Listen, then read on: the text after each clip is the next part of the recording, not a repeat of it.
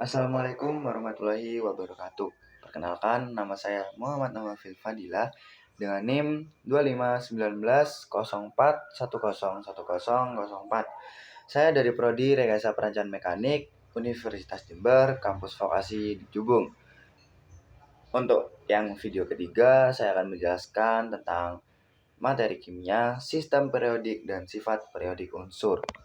Sebelum manusia mengenal sistem periodik, para ilmuwan hanya tahu bahwa di alam terdapat berbagai unsur seperti besi, tembaga, karbon, dan oksigen. Tapi mereka belum memahami hubungan antara satu unsur dengan unsur lainnya. Namun, setelah ditemukan bahwa setiap unsur memiliki nomor atom dan sifat tertentu yang berulang secara teratur, maka dibuatlah tabel periodik unsur, sebuah peta besar yang menata semua unsur di alam berdasarkan pola-pola tertentu.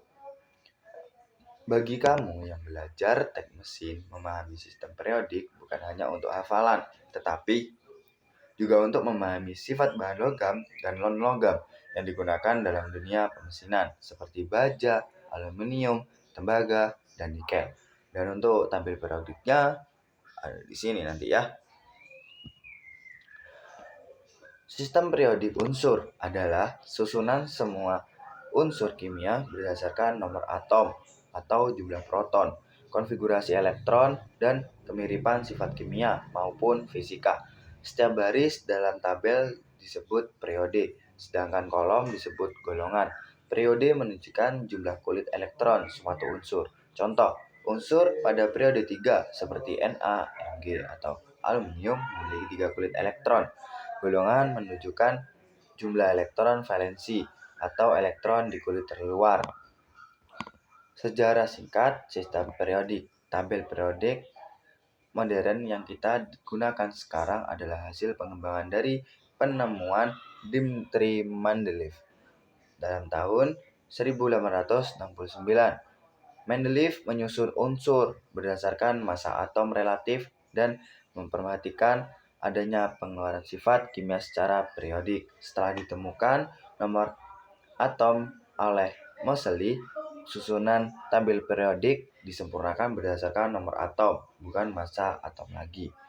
Sifat-sifat periodik unsur adalah sifat-sifat unsur yang berubah secara teratur dalam tabel periodik.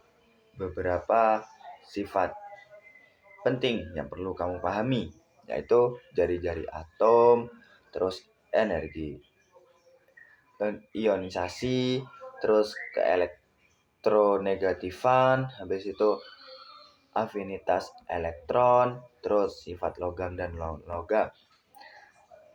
Secara umum, unsur dalam tabel periodik dibagi menjadi logam, besi, tembaga, aluminium, dan seng. Terus yang non-logam, oksigen, nitrogen, dan karbon.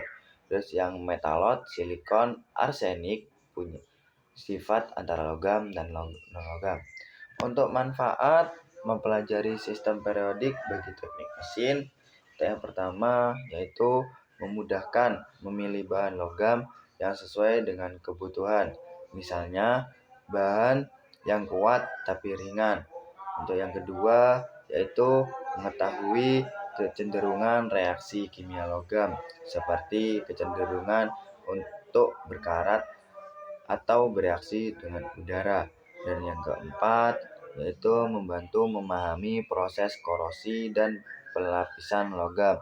Dan yang kelima, dasar dalam memahami panduan logam. Misalnya, mengapa penambahan krom atau Cr dan nikel membuat baja lebih tahan karat.